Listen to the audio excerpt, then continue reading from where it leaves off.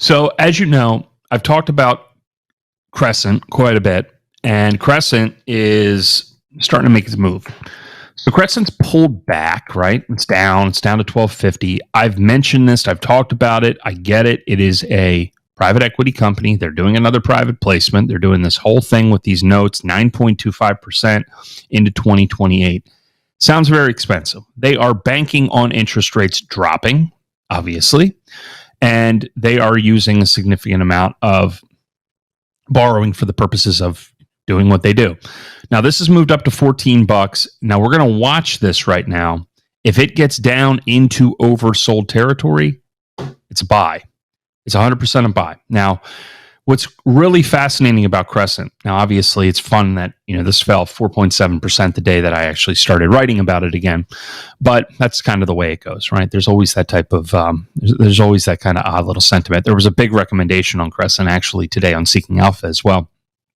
But from a long-term perspective, one of the things that I really, really like about this is we've talked about the J-curve. I mentioned that last week. If you look at Guru Focus, Crescent has turned the corner on its capital discipline.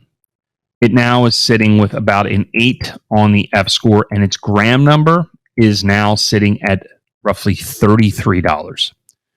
So any pullback in this stock makes it an attractive stock to own for the long term. 8 on the F-score, increasing, has not increased its current ratio. It's going to take a while for them to do that, actually. And they have some debt issues, right? They're issuing new debt. They've got a 1 on the Z-score. Margins are extraordinarily great. Gross margins up in the 80s. This stock is dirt cheap. Three times earnings, trading for less than price of sales, trading for 66 cents on the dollar on book. Tangible book value is $19.19. And the gram number is 0.38. Now, remember, we like companies that have strong F scores, very low gram scores. It shows value. And once this company is able to deploy a lot of this capital that it needs in order to unlock a lot of the cash flow, this is going to continue to appreciate. There's going to be chop along the way. And the reason for that, what's so critical for people to understand, is this is a private equity approach to a public company.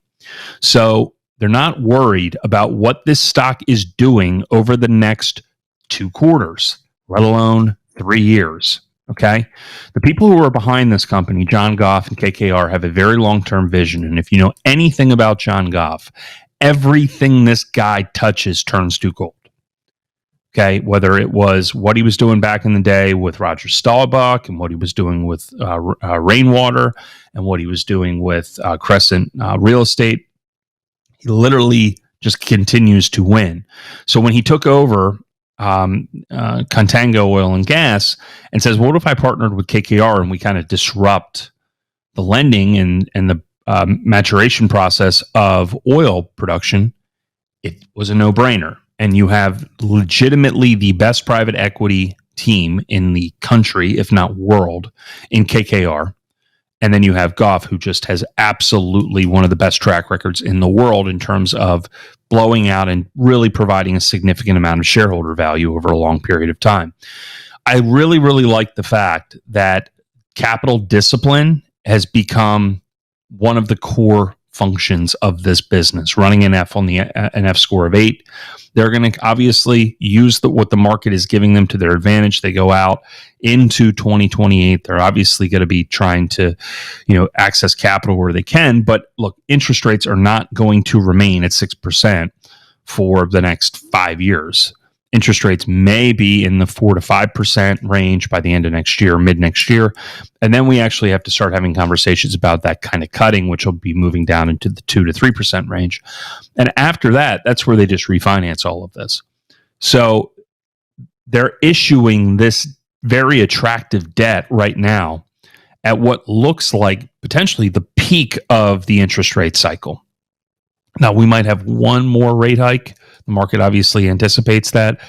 But it seems to be that the Fed probably get a pause in September, maybe revisit this. I still think they have to go up another at least 25 basis points, if not 50.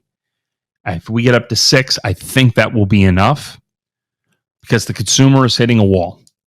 And what happens in this environment, what's really, really critical to understand about energy, is that inflation is eating into smaller oil operators.